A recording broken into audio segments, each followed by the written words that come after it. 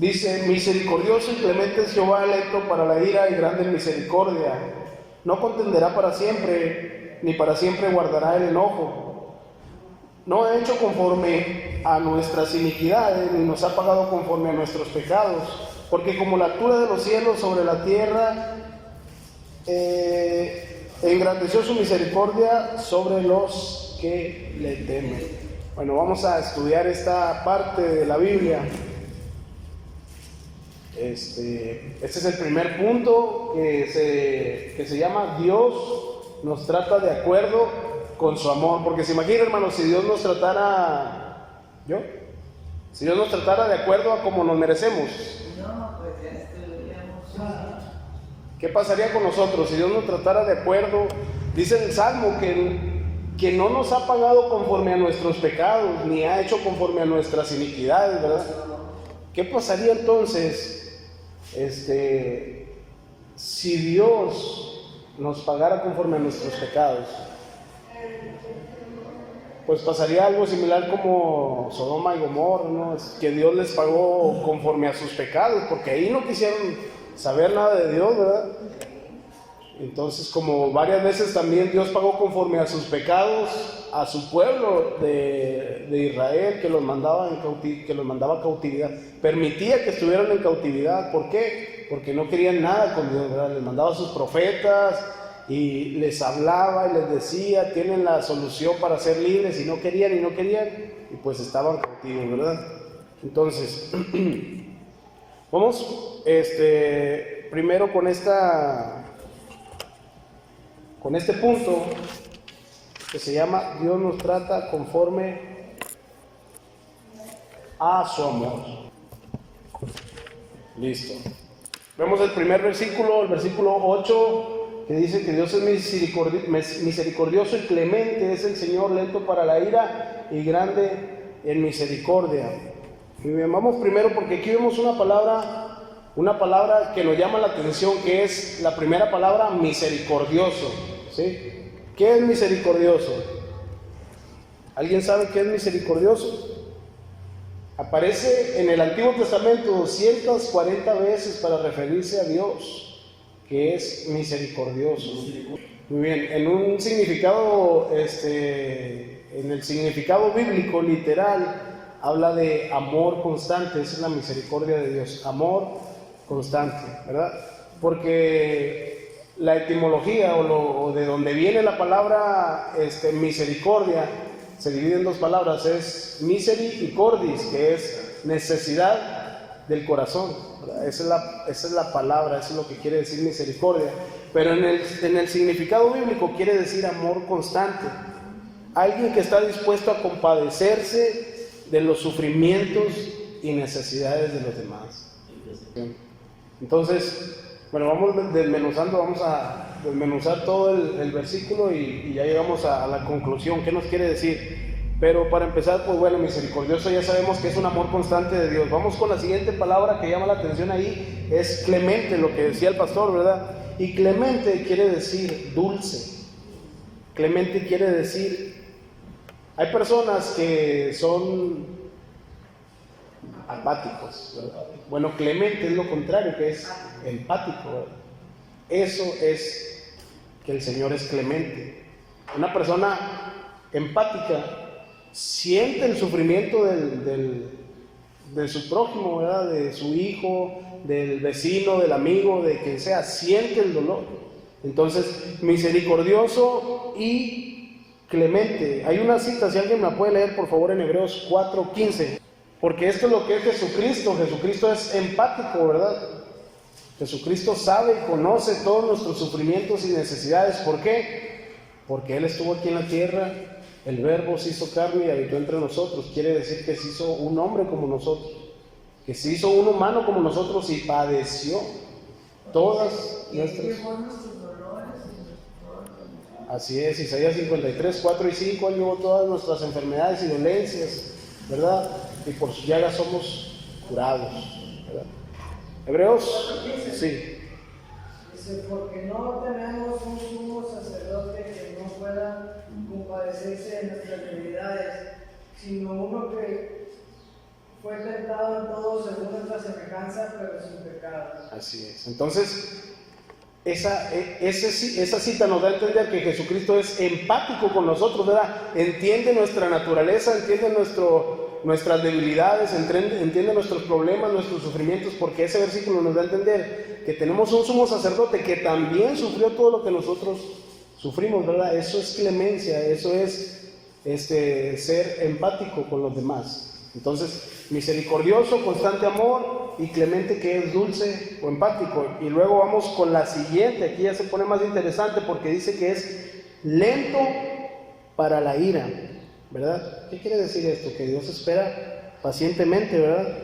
Ahora, hay una cita muy bonita,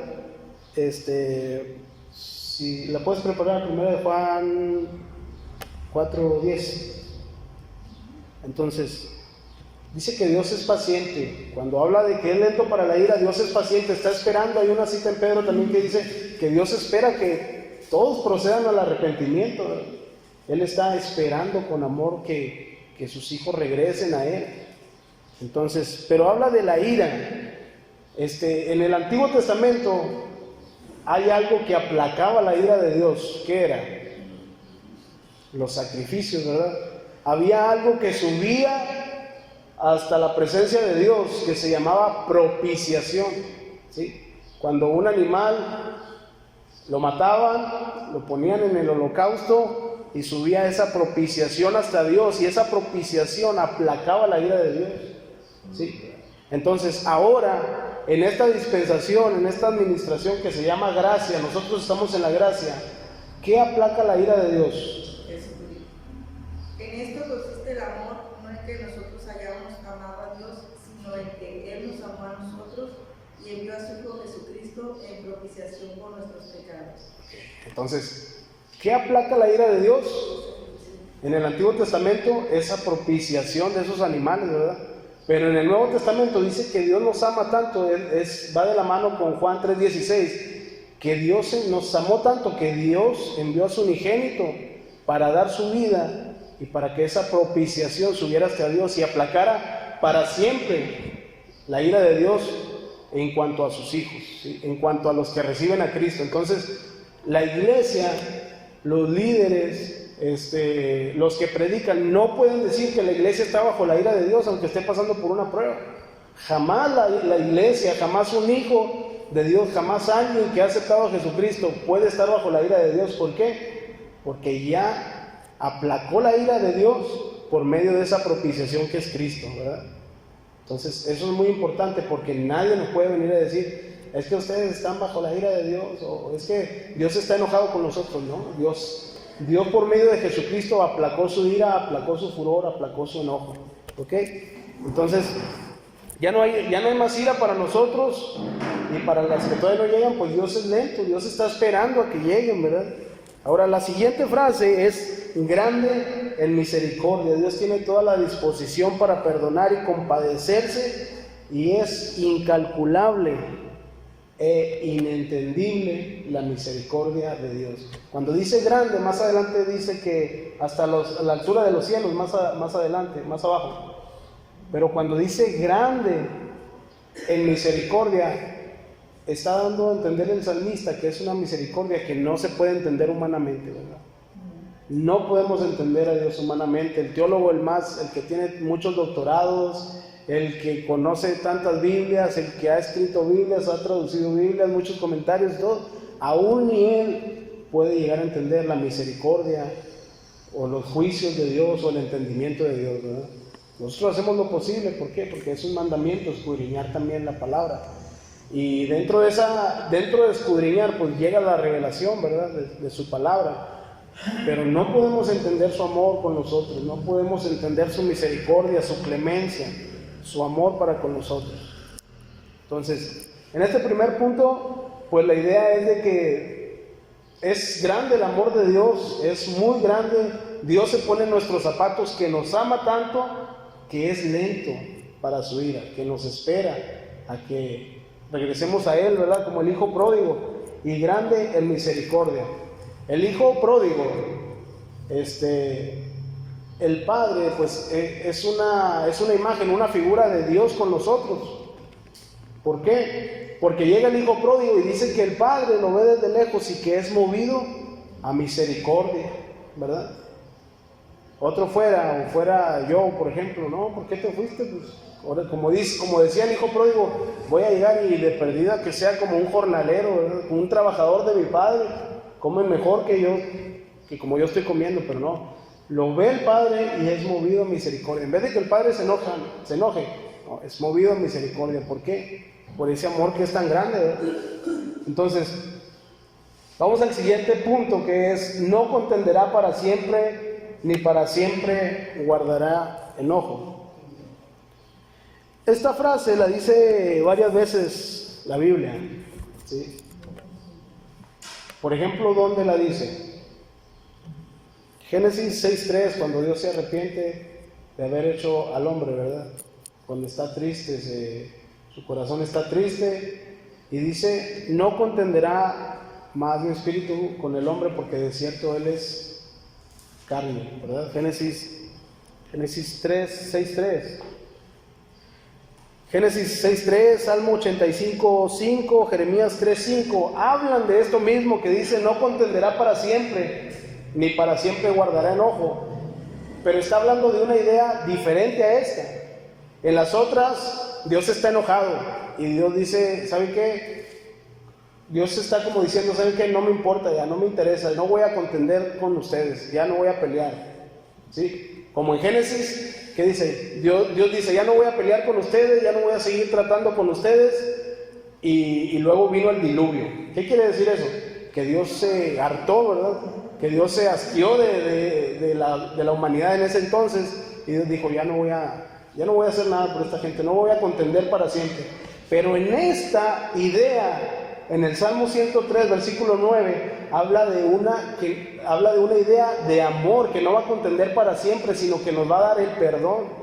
En la otra: no voy a contender para siempre y los voy a eliminar. Pero en esta es: no voy a contender para siempre, les voy a perdonar.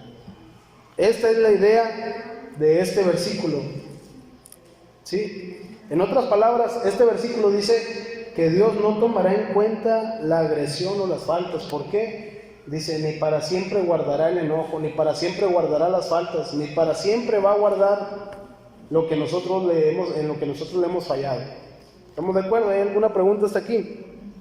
Salmo 103:9, no tomará en cuenta la agresión o las faltas o los pecados. O sea, nos tuvo misericordia, nos perdonó, fue lento para su ira, grande en su misericordia, nos perdonó. Y gracias a eso, Dios no va a contender para siempre, ni para siempre guardará su enojo, ¿verdad? Es lo que les decía ahorita. Cristo es nuestra propiciación y por medio de Él, Dios no puede estar enojado con nosotros. Muy bien. Dios perdona y olvida, pues no es el deseo de Dios estar alejado ni sentimental ni espiritualmente de nosotros. Por eso dice: no contenderá para siempre, o sea, no para siempre estará peleado Dios con nosotros. Es el deseo de Dios que estemos unidos. De otra manera, pues estaríamos alejados, como en otro tiempo el pueblo de Dios ha estado alejado de Dios. Pues no, ahora por medio de su misericordia, ahora estamos juntos con Dios. Entonces, bueno, les voy a dar un ejemplo más sencillo todavía, ¿verdad? Un ejemplo más sencillo, pues Dios siempre habla del matrimonio también, ¿verdad? Entonces, un ejemplo sería de que si Dios para siempre va a estar peleado con su pueblo, es por ejemplo, que mi esposa me falló, y yo sigo con ella, pero siempre peleado, siempre teniendo algo en contra de ella, ¿verdad? Eso sería la parte de que guardar mi enojo, ¿verdad? Para siempre. Pero Dios no es así. Dios dice: bueno, estoy contigo, me fallaste, pero ya no voy a pelear más, ya no voy a tener nada más en mi corazón contra ti, sino que voy a perdonarte, voy a olvidar, ¿verdad? No voy a guardar mi enojo y no voy a pelear contra ti para siempre. O sea, vamos a seguir juntos y como si nada hubiera pasado. O sea, yo voy a olvidar, dice la palabra, que Dios echa a lo profundo de la mar todas nuestras iniquidades, todos nuestros pecados, y de eso se trata también este versículo. Ahora vamos al versículo 10. No ha hecho conforme a nuestras iniquidades, ni nos ha pagado conforme a nuestros pecados, ¿sí? Aquí vemos literalmente, desde lejos podemos ver que hay gracia y redención en este versículo. ¿Por qué? La gracia es, yo me merecía algo malo, pero Dios me dio algo bueno. Eso es la gracia, un favor inmerecido. Entonces, no nos ha hecho conforme a nuestras iniquidades. ¿Por qué? Porque su gracia se extendió por medio de Jesucristo, ¿verdad? Su gracia se extendió y siempre ha sido la gracia, siempre ha sido la gracia. ¿Sí? Vemos en Abraham, antes de Jesucristo, vemos que Dios lo justificó, ¿verdad? Y aún no estaba Jesucristo. ¿Y cómo fue? Por la fe. ¿Y qué dice Efesios acerca de la gracia? Que es por la fe, ¿verdad? ¿Qué dice acerca de Noé la palabra? Antes de Cristo también, que Dios halló gracia en Noé, ¿verdad? Entonces, en esta cita, no nos ha hecho conforme a nuestras iniquidades. Vemos literalmente la gracia y la redención de Dios. En la siguiente frase dice, ni nos ha pagado conforme a nuestros pecados. Así es. La muerte, principalmente la muerte espiritual, ¿verdad? Porque hay gente que está fuera y que fuera de Cristo, fuera de la familia, me refiero, de Dios, y vive bien, y lo vemos, ¿no? Pues vive bien, tiene su familia, todo tranquilo, pero la paga de esa persona, por el simple hecho de que no ha aceptado a Jesucristo, es muerte. O sea, él está muerto espiritualmente. ¿Estamos de acuerdo? Entonces, ¿cuál es mi paga? Pues la muerte, exactamente, como dice Jesús Tomás, es la muerte espiritual. Yo puedo vivir feliz, un buen trabajo, un buen negocio, pero si no tengo a Cristo, mi paga es muerte. Dice la palabra, después de Juan 3:16, que Dios amó, envió a su Hijo para que todo aquel que en él crea, dice, pero el que no ha creído ya ha sido condenado desde antes, ¿verdad? Entonces, dice, ni nos ha pagado conforme, la siguiente idea, ni nos ha pagado conforme a nuestros pecados, ¿sí? Aquí hay algo muy importante, y es que Dios muestra su amor sin violar su propia justicia, ¿sí? Dios muestra su misericordia, pero sin hacer a un lado su justicia. En otras palabras, si Dios simplemente mostrara su misericordia, entonces no fuera justo. ¿Estamos de acuerdo? Pero ¿cómo es que Dios pone a nivel estos dos atributos de Él? Tanto su justicia como su misericordia. En medio de la justicia y de la misericordia, adivinen quién está. Está Cristo, ¿verdad? Porque Él es misericordioso y por medio de su misericordia envía a su Hijo, que el Hijo con su sangre paga para que seamos justos y Dios sea justo también, ¿verdad? De otra manera, estamos en el juicio, estamos en la justicia de Dios, pero viene Cristo y por medio de Cristo somos amados, ¿verdad? Por medio de Cristo tenemos misericordia. Entonces, Dios no puede ser solo justo ni solo misericordioso. En medio de las dos, para balancear las dos, está Jesucristo, ¿sí? Entonces, Dios no hace a un lado su justicia. Él mismo, por medio de Cristo, se paga lo que nosotros debíamos. Ahorita vamos a ver esa parte más adelante en el siguiente punto. Vamos a ver la paga de nuestro pecado. Ahora, hay dos figuras que se muestran en el versículo 11, cuando dice, porque como la altura de los cielos se ha engrandecido su misericordia sobre los que le temen. La primera, que es inmedible. ¿Cuánta es la altura de los cielos? Inmedible, ¿verdad? Hubo unas personas que quisieron llegar al cielo, ¿se la recuerdan? Y había muchísima gente trabajando en ese proyecto, ¿verdad? De Babel, en esa torre, pero no pudieron llegar a Dios. Esa medida exactamente de aquí al cielo, que es infinita y es inmedible, inexplicable e inentendible, esa medida es la misericordia de Dios para con nosotros. ¿Pueden imaginarse? La misericordia de Dios es tan grande que aplica para todo el mundo, ¿verdad? Para todo el mundo, pero en cuanto, o sea, me refiero a todo el mundo, como dice que sale el sol, que llueve, ¿verdad? Todas las bendiciones son para todo el mundo, pero en cuanto a su redención y su misericordia es solo para los que le temen. Así es. Estas bendiciones que están aquí son solo sobre los que le temen. Las otras misericordias que dice la hermana, esas son para todo el mundo. ¿verdad? Pero esta es misericordia, misericordioso, clemente, no se enoja con nosotros, no nos ha pagado conforme a nosotros. Todas estas misericordias o bendiciones que se ven aquí, dice que son solo sobre los que le temen. ¿Okay? Entonces aplica completamente y directamente sobre nosotros. ¿Okay? Exactamente. Bueno, muy bien, pasamos al siguiente, el capítulo 2. Aquí nos vamos a basar en Efesios capítulo 1, versículos 5 al 10. Esos versículos que están abajo, todos son referencias. Efesios 1, 5 al 10, vamos a leerlo todo.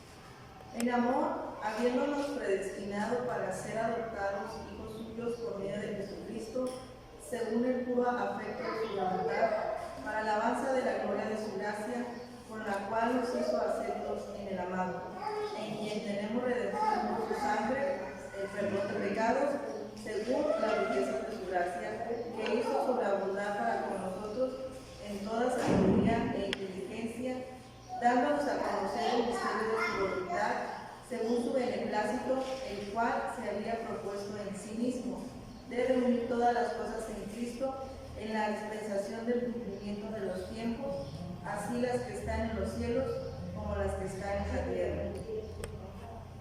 Así es.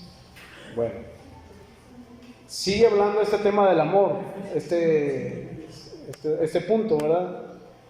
Y dice principalmente, en amor nos predestinó por medio de Jesucristo para adopción. Predestinación y adopción van muy de la mano aquí, como hijos suyos según el puro afecto de su voluntad. Hay una palabra aquí que es prorizo, que es la predestinación, ¿verdad? Prorizo significa preordenación. Eso es preordenación. Y vamos a ver qué significa de la mano con adopción. Y es que Dios nos preordenó para ser adoptados como hijos, ¿sí? Con privilegios y responsabilidades. ¿Estamos de acuerdo? Dice ahí más adelante en Efesios capítulo 2 que estábamos lejos de Cristo, lejos de la ciudadanía, lejos de Dios, pero ahora dice que de los dos pueblos hizo uno solo. O sea, Dios nos preordenó desde antes para ser hijos. Romanos 8:15, si alguien lo puede. Pues no habéis recibido el espíritu de esclavitud para estar otra vez en temor, sino que habéis recibido el espíritu de adopción, por el cual clamamos, Abba, Padre. Okay. Entonces, recibimos un espíritu de adopción que va de la mano con la predestinación para ser adoptados. Okay. Entonces, ahora somos hijos de los dos pueblos, hizo uno solo, con privilegios y también con responsabilidades. Es decir, ahora estamos cerca de las promesas de Dios, ahora pertenecemos al pueblo de Dios y pertenecemos a la casa de Dios, es decir, a la familia, porque habla de una adopción. Entonces, hay una palabra que se llama elección y otra predestinación. Cuando habla de la elección está hablando de salvación, pero cuando habla de la predestinación está hablando de adopción. Por ejemplo, los ángeles son salvos, ¿verdad? Son salvos, pero no son hijos. Nosotros somos salvos y somos hijos. Somos elegidos y somos predestinados. ¿Estamos de acuerdo? Porque Dios pudo simplemente salvarnos y ya, y no ser hijos.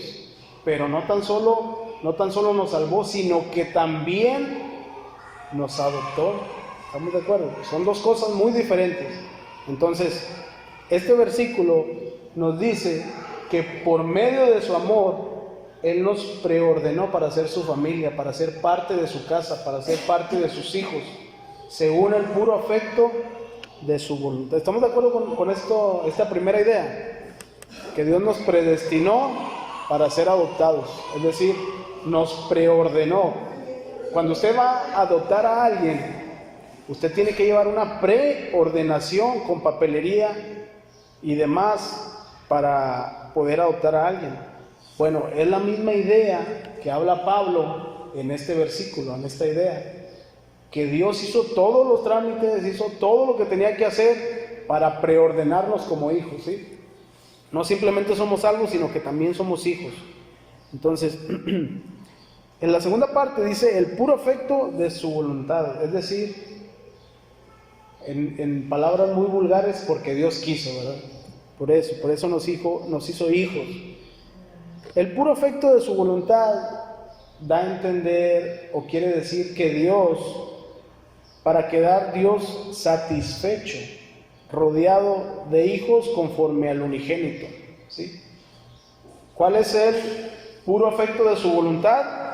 Pues que Dios queda satisfecho. Ese es el puro afecto de su voluntad, para que Dios quedara satisfecho, rodeado de hijos de todos nosotros, conforme a Jesucristo, ¿verdad? Ahora, este es el motivo que está detrás de la predestinación. O sea, detrás de la predestinación hay un deseo de Dios de que fuéramos nosotros hijos, ¿sí? ¿Sí me estoy explicando? ¿Sí? Muy bien. ¿Alguna duda en este versículo? Entonces Dios nos predestinó para ser sus hijos, para ser su familia. ¿Por qué? Pues porque es el afecto de su voluntad, para que Él quedara satisfecho, en otras palabras. El siguiente versículo, versículo 6, para alabanza de la gloria de su gracia. En otras palabras, Pablo está diciendo aprobación al debido reconocimiento de su gracia. Aprobación al debido reconocimiento de su gracia. ¿Por qué fuiste salvo? Por la gracia de Dios. Le estamos dando la gloria a la gracia.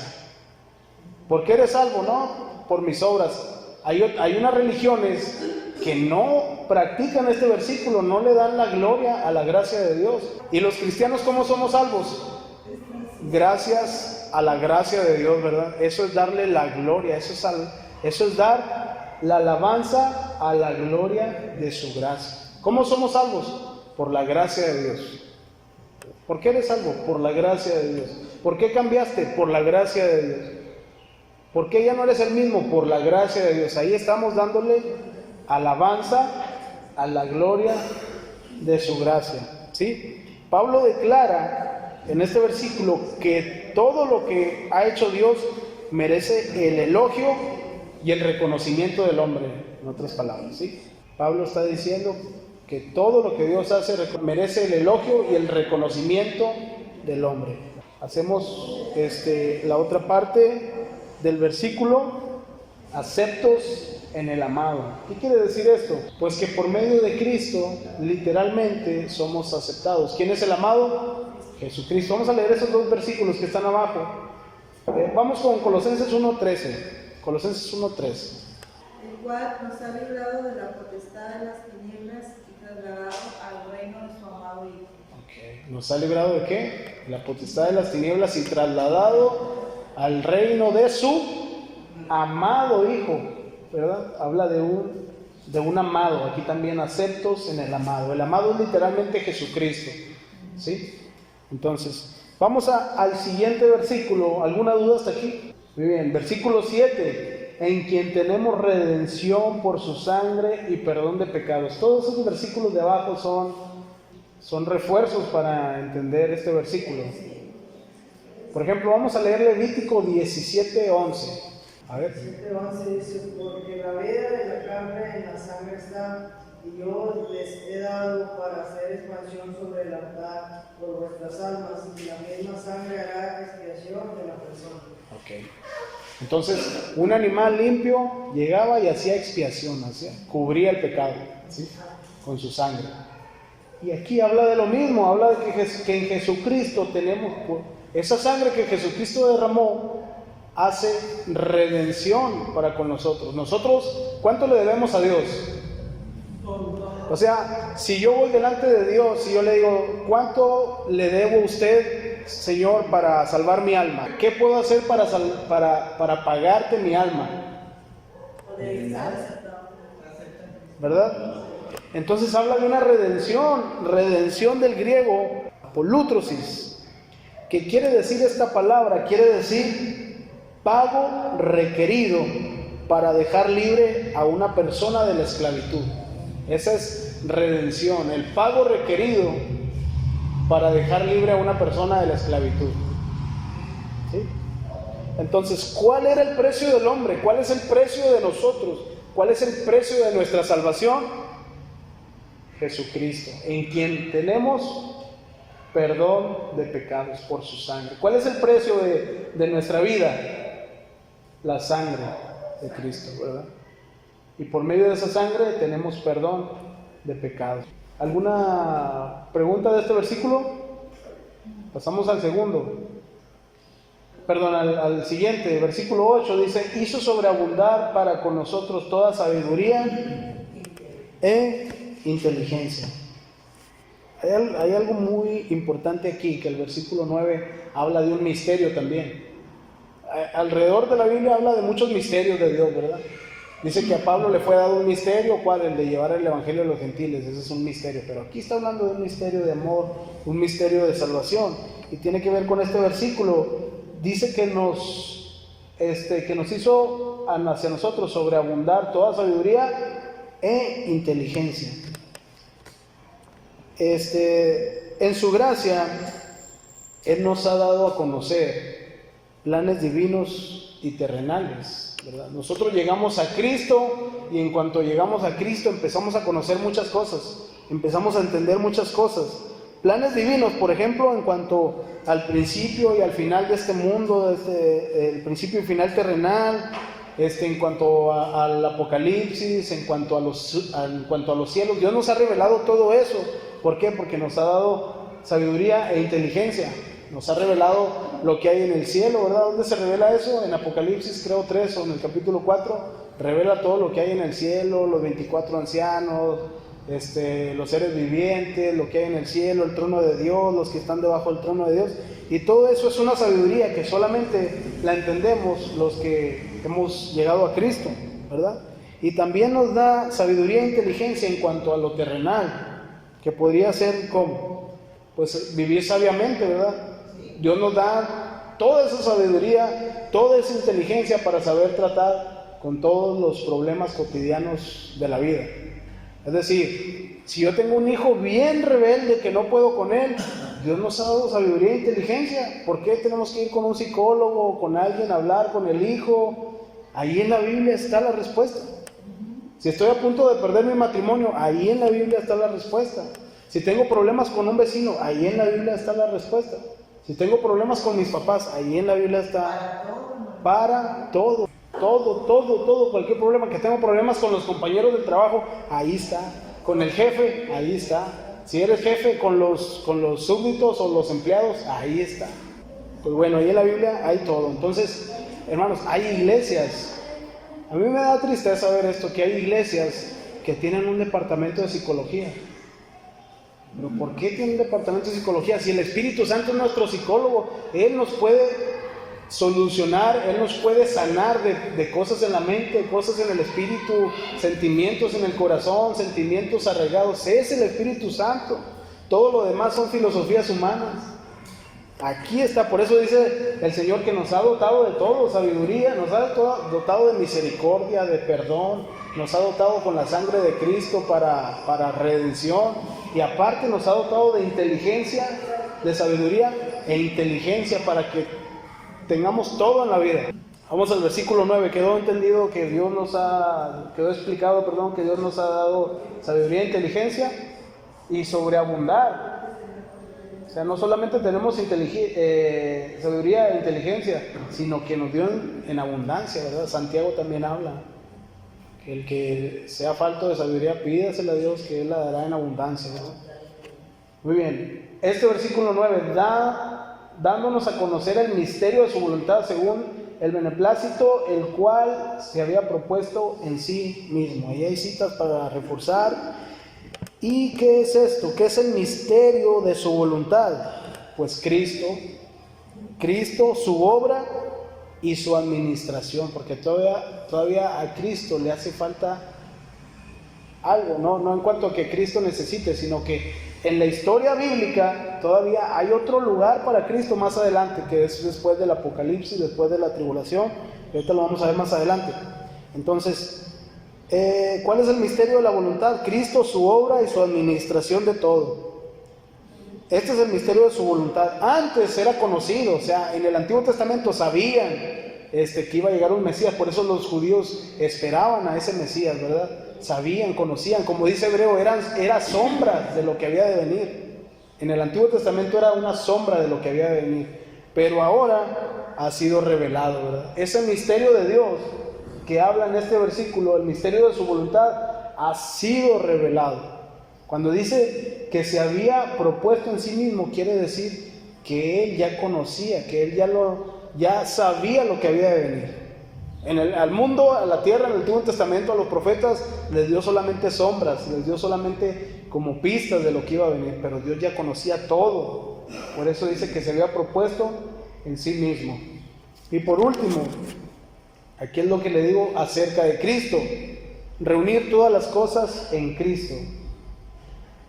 Dice el versículo 10, de reunir todas las cosas en Cristo en la dispensación del cumplimiento de los tiempos, así las que están en los cielos como las que están en la tierra. Yo estuve investigando este versículo con muchos comentarios y varios teólogos, y todos hablan de esto, de que este versículo se refiere que reunir todas las cosas está preparado para Cristo, para ser mayordomo de toda la historia, ¿sí? Cuando dice reunir todas las cosas en Cristo, Cristo va a ser el mayordomo de todas las cosas, es decir, Cristo va a administrar todas las cosas. Habla de recapitular en todos los sentidos toda la existencia en Cristo como líder y administrador único en el milenio, ¿sí? Después de la tribulación va a haber un milenio en el cual vamos a estar reinando con Cristo, y en ese milenio Cristo todas las cosas, todo lo que existe, todo lo creado va a ser reunido para que Cristo lo administre. Dispensación en este versículo quiere decir administración. Entonces Dios va a reunir todas las cosas en Cristo en la administración o dispensación del tiempo, del cumplimiento de los tiempos, es decir, en el milenio. Así las cosas que están en el cielo como las que están en la tierra. ¿Qué dice Filipenses 2:10 al 11? Que Dios le dio un nombre que es sobre todo nombre, para que en su nombre se doble rodilla de los que están en el cielo, en la tierra y debajo de la tierra, ¿sí? Hay otras citas por ahí. Juan 1:3 dice que por medio de Él todas las cosas han sido hechas, y sin Él nada de lo que ha sido hecho, ¿verdad? Y sin Él nada podría haber sido hecho. Hebreos 1:2, si alguien me lo puede leer, por favor. Hebreos 1:2. En estos postreros días nos ha hablado por el Hijo, al quien constituyó heredero de todo y por quien asimismo hizo el universo. Así es. ¿Por medio de quién fue hecho el universo? Por medio de Cristo. ¿Y cómo lo constituyó Dios? Heredero de todo. Ahora, por último, y ya para terminar, Génesis 1:1. Si alguien me puede decir dónde vemos a Cristo en Génesis 1:1. En el principio creó Dios la tierra. ¿Dónde vemos a Cristo ahí? Génesis 1:1. ¿Dónde encontramos a Cristo? En la creación. En el principio. Porque Cristo es la palabra. Y cuando dice Dios dijo, hágase la luz. El dijo es Cristo, porque Cristo es la palabra, es el verbo, es la acción. Muy bien. Cristo está implícito en Génesis 1:1, donde dice creó.